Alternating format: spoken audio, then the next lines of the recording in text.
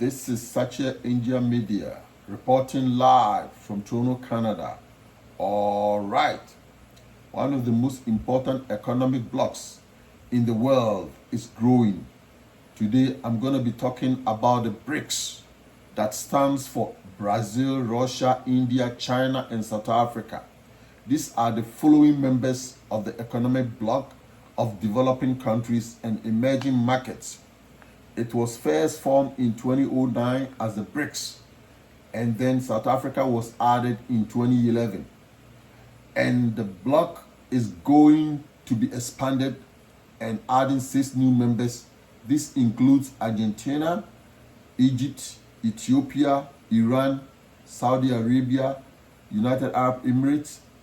The bloc encouraging different countries to use their local currency, with the bank's new developing bank giving loans for developing projects. Africa is teaming up with BRICS to shake up the world.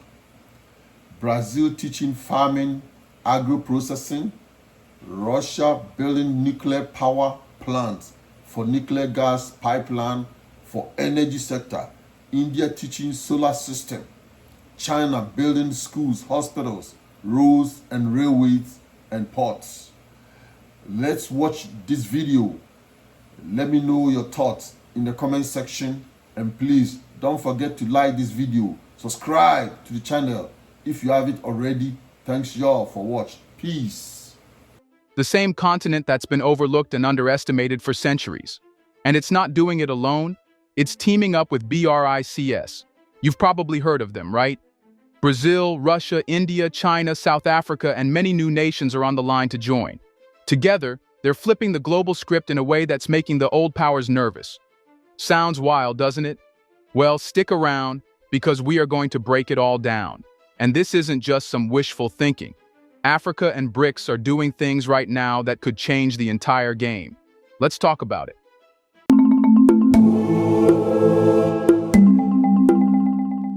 All right, let's dive even deeper into this big picture. Africa isn't just another continent.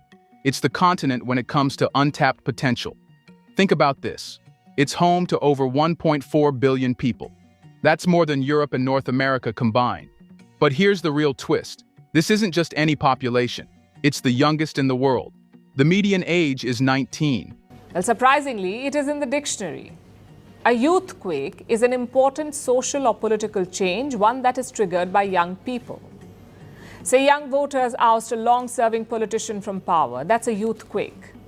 Many experts say a global youthquake is coming, and its epicenter is Africa. Most of the world, especially richer nations, are getting old. Meanwhile, Africa is young as ever. Just look at these numbers. The median age in Africa is just 19. Here in India, it's 28. In the US and China, it's 38. 19. Let that sink in for a moment. That's an entire generation of innovators, builders, and dreamers. Millions of young minds with fresh ideas, ready to shape the future in ways the world hasn't seen before. Unlike aging populations in Europe or Japan, where the workforce is shrinking, Africa's youth are bursting onto the scene at a time when global demand for workers, innovation, and problem-solving is higher than ever. You see, this is a generation that's digitally connected. They've grown up with smartphones, social media, and access to information that their parents could only dream about. They're not just looking for jobs, they're creating them. In Nigeria, for instance, tech startups are springing up faster than anywhere else in the world. In Kenya, young entrepreneurs are using mobile money platforms like M-Pesa to launch businesses in remote areas. This isn't just about numbers, it's about energy, ambition, and a hunger for change. And then there's the land. Africa holds 60% of the world's uncultivated arable land. Let's break that down for you. While other regions are running out of room to grow food, Africa is sitting on the planet's last great agricultural frontier. If managed properly, this land could feed not just the continent, but the entire world. Take a look at the global food crisis. As populations grow and climate change disrupts traditional farming, the need for fertile, productive land is skyrocketing. Africa can become the breadbasket of the world. Countries like Ethiopia and Rwanda are already transforming their agricultural sectors, exporting everything from coffee to flowers. Imagine the potential if Africa's full agricultural power was unleashed. And now, let's talk about the real treasure beneath the surface. Africa is sitting on 30% of the planet's mineral reserves. We're talking cobalt, lithium, gold, diamonds, you name it. These aren't just shiny rocks. They're the building blocks of the future. Cobalt and lithium, for example, are essential for electric cars, renewable energy tech, and the batteries that power everything from smartphones to solar grids. In a world shifting rapidly to green energy, Africa's resources are no longer just valuable, they're critical. The Democratic Republic of Congo, for instance, produces nearly 70% of the world's cobalt. That's not a small piece of the puzzle, it's the cornerstone. But there's more. Africa also holds untapped reserves of rare earth elements, used in everything from wind turbines to high-tech military equipment. With global demand for these materials expected to skyrocket in the coming decades, Africa is positioned to become the supplier the world desperately needs. Yet, here's the thing. This isn't the first time people have called Africa the future. Decade after decade, we've heard the same story. So, why hasn't this potential been fully realized? Why do so many of Africa's resources, talents, and opportunities remain untapped? To answer that, we need to step back and look at the barriers that have held Africa back for so long. And it's a story you need to hear. Let's be real here. Africa didn't just fall behind, it was pushed back. And not just a little. For centuries, it was held down by systems designed to strip it of its wealth and leave nothing behind. It started with colonialism, that brutal chapter when foreign powers carved up Africa like a pie at a feast. Gold, diamonds, oil, rubber, you name it. If it was valuable, they took it. That 6% is crazy when this is $100 billion industry. And they come from you. We've seen it with Congo, which is very The raw materials, with the raw materials, with the children working. You see it's in phones, it's in the iPhone, you know. It's literally on every But other it's device. poor. Yeah. But in terms of minerals Resource, yeah. and resources, it's the richest in the world. Things like that. So they should have been done that. Yeah. But now to show that they're serious, they've been importing intellectual knowledge from people. They've been importing, inaitangwaje kukuleta, for example, not brain drain, bringing people from outside with the knowledge and power and whatever on how they can really now bring this manufacturing thing to life. Scientists, researchers, they've been bringing them in. Okay, So I'm really interested to see how that goes. But you see, imagine like Kenya, we are getting actual nini from Ghana as opposed to Swiss. Here's a reminder to please like and share the video and subscribe to our channel to watch more videos on Black culture, history, civilization, and identity. Let's continue now. But the exploitation didn't stop at resources. The colonial powers took people too. Millions of them were forced into slavery and shipped across oceans. Entire communities were torn apart, leaving scars that are still visible today. And when the colonizers finally left, they didn't just pack up and go quietly. Oh no, they made sure Africa didn't have the tools to rebuild. Look at the borders they left behind. They didn't draw them with care or consideration. They slapped them down with rulers and pencils, dividing tribes, families, and communities. It wasn't about creating functioning nations. It was about making sure those nations were too fragmented to stand on their own. And if you think colonialism was the end of the story, think again. What followed wasn't freedom. It was a new kind of control. Africa became the playground for global powers, each one trying to stake a claim. That's where the IMF and the World Bank entered the picture, armed with something they called structural adjustment programs. Sounds helpful, right? Loans to help struggling nations get back on their feet? Yeah, no. These programs came with strings attached, and those strings turned out to be chains. Here's how it worked. In exchange for loans, African governments were forced to slash spending on public services. Schools, underfunded, hospitals, neglected, roads, bridges, and power grids, forget about it. And then came the privatization demands. Industries that could have fueled Africa's recovery were sold off to foreign corporations for next to nothing.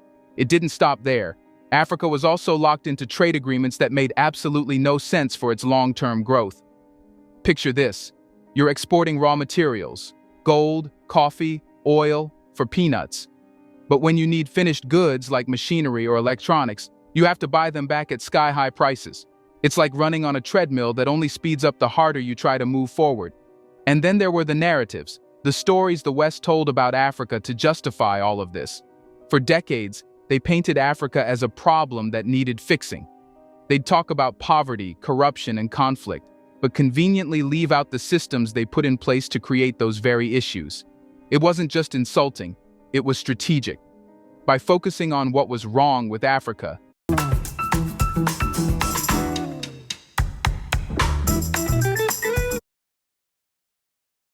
their role in making it that way. But here's the thing about narratives. They don't last forever.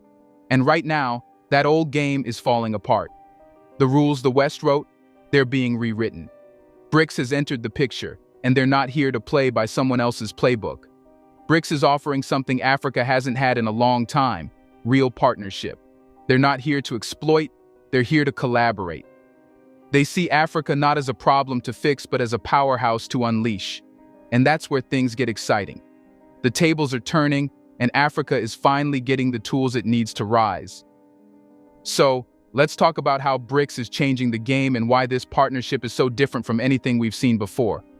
BRICS isn't just another group of powerful nations looking to expand their influence. It's an alliance that actually gets Africa. And that's a huge deal. Unlike the West, BRICS isn't swooping in with lectures, conditions, and a checklist of what Africa should do. They're coming in with partnerships, real partnerships that recognize Africa's potential and respect its sovereignty. So let's talk about one of the biggest areas where BRICS is making a difference: infrastructure.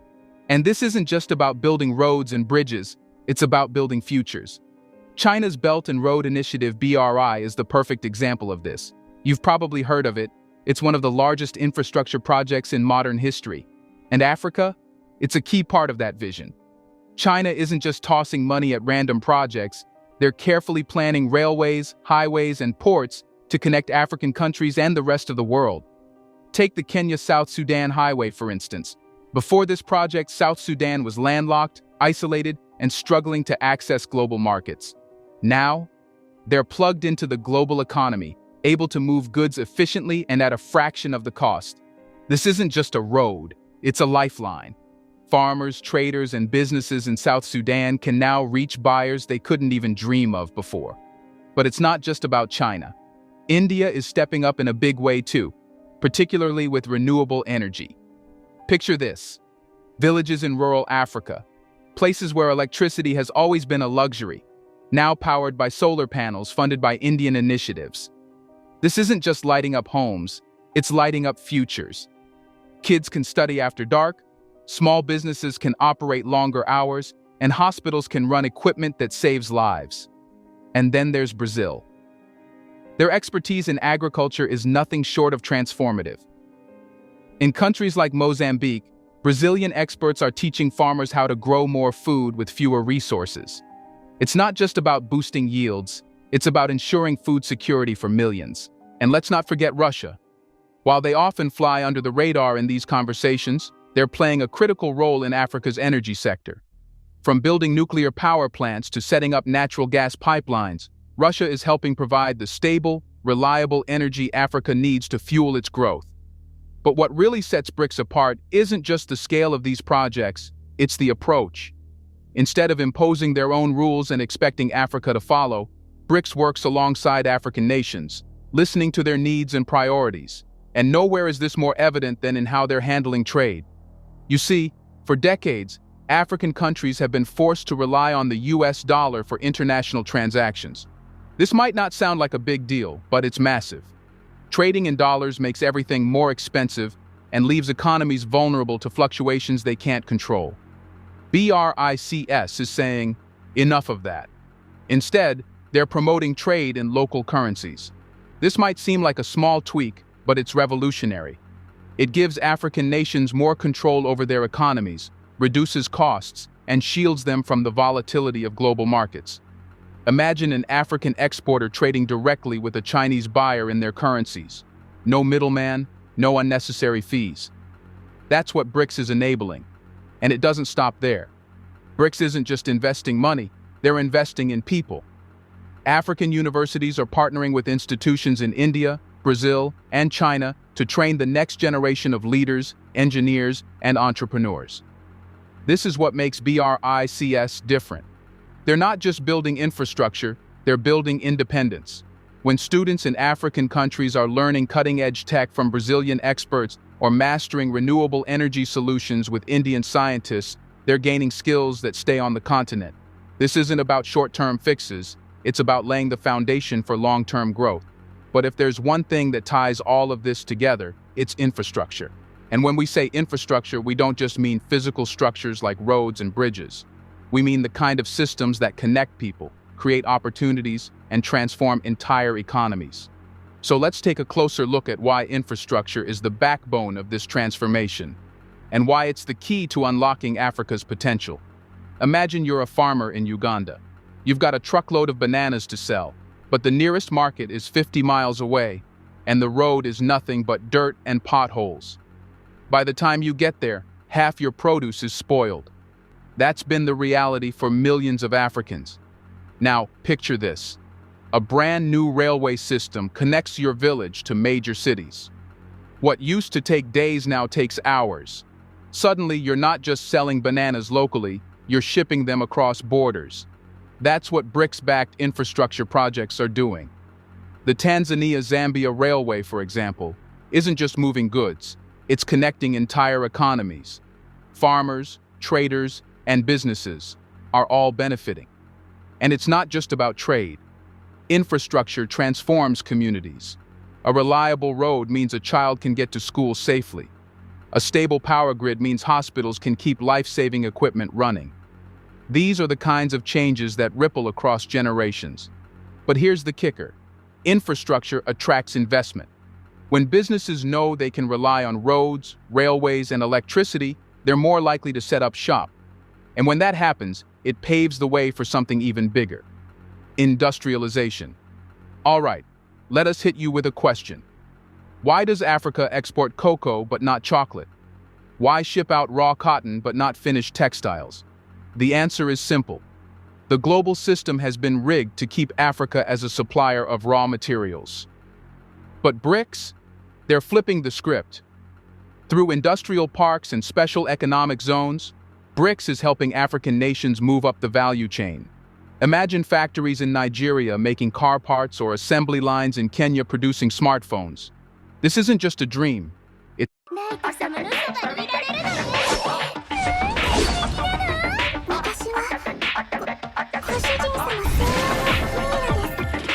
私の尻尾はふわふわよ。君のすることも何に愛しい。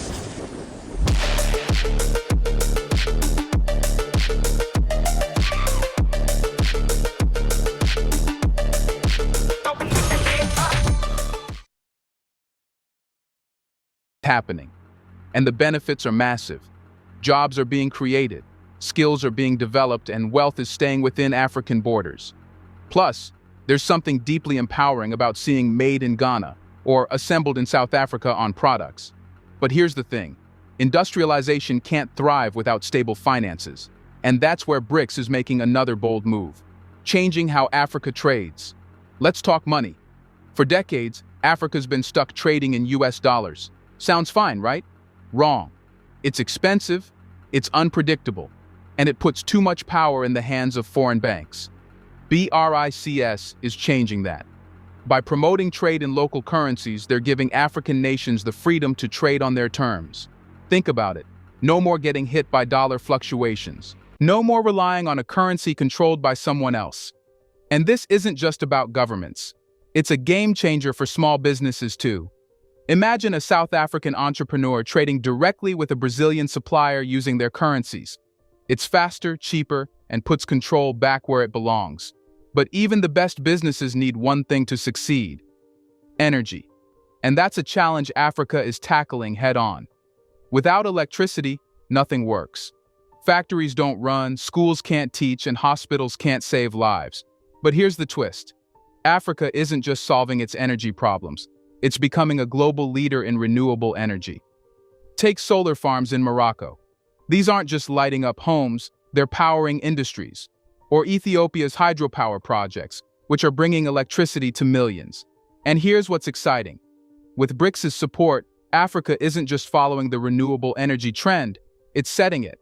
By investing in sustainable solutions, the continent is proving that green growth isn't just possible, it's profitable.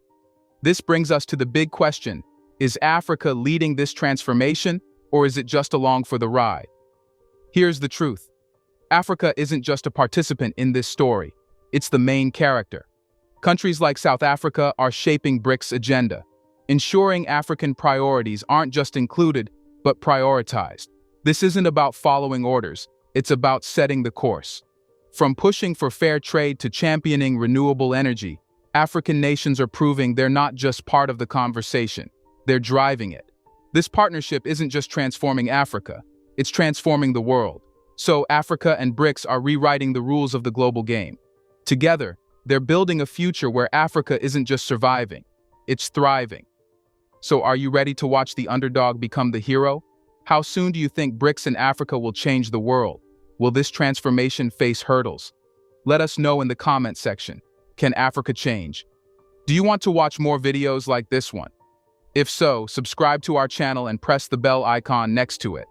We have decided to bring videos on something nobody talks about: the Black culture, civilization, history, and evidence about how glorious Blacks have been.